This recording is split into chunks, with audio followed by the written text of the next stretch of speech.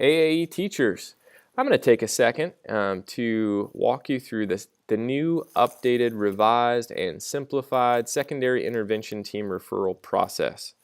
So as you're aware, we have had a secondary intervention team referral process in place. Admittedly, it was a little maybe overwhelming for some and lacked some clarity. So the goal of the intervention team was to simplify the process and make it accessible to everyone easily. So I'm going to walk you through this process and then provide you with a form to fill out for the intervention team to receive so that we can support you in the classroom. All right, I'm going to start here in the upper left-hand corner. So I have these blocks here, and they're highlighted under teacher tasks and responsibility. I want to take a second and just acknowledge that these things are generally things that are done already, or maybe not every single one of them, but they're things that naturally should be happening in the classroom. But I didn't want to assume anything, so we put it down to paper. We put it on paper just to clarify and reiterate. So in a classroom, you find that there is an area of identified concern with a particular student. Naturally, use a professional, investigate that concern, whether it's talking to the student, gathering some more information, and intervene on that student's behalf and support that student in becoming more proficient in the classroom setting, whether it's a behavior or an academic deficiency. Those are things that you naturally do in the course of your day. If that does not, each of these arrows, by the way, assumes that there is no substantial improvement in a particular area. Okay? And so if that concern is identified, you as a teacher investigate, you intervene, you talk to the student, or you support them in some way. The next step is assuming that that did not bring about the desired result. So the next step would be to contact parents, and this is generally done in an email or a phone call, sometimes in a face-to-face meeting when necessary. But these are things, again, that are generally just done in the workflow.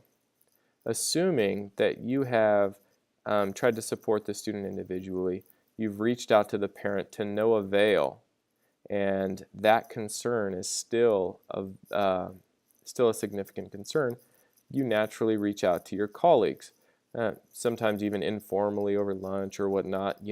Hey, I'm having this issue with this student. Are you guys seeing the same thing?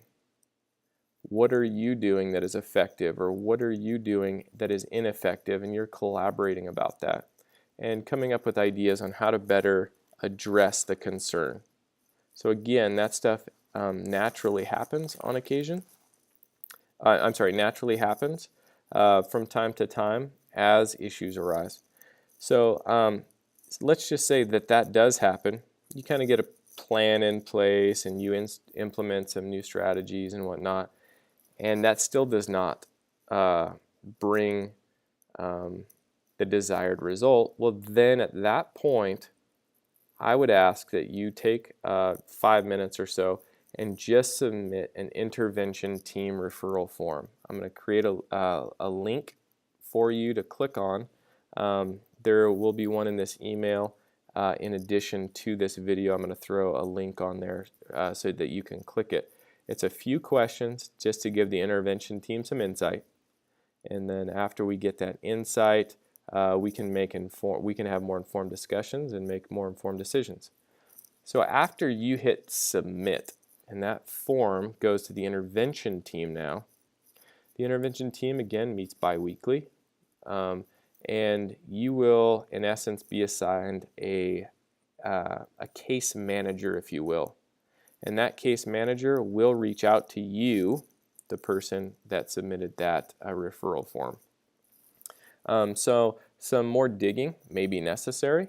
So that case manager would like to meet with you and review that student's CUME file to gather some more information and to explore where that student has been, successes, failures, any other red flags or issues that we all need to be aware of. That case manager will then also collaborate with you as well as the intervention team to devise a plan. So that plan, once solidified, will then go to and be disseminated to the team that teaches that student. We will monitor progress. That case manager will check in periodically to the referrer and then make sure that that plan is implemented, but also that that plan is deriving the desired result. If it is, it's a win for the student, it's a win for the team. If it is not, that case manager will make the intervention team aware, and additional resources will be sought out, whether those resources come from the special ed department or some other avenue. Additional resources will be sought out to continue to seek to support that student and make sure that he or she is successful. Thank you for taking a couple minutes with me, and I look forward to seeing this implemented, seeing higher success rates, and really working with you to bring about the desired result. Thank you so much. Have a great day.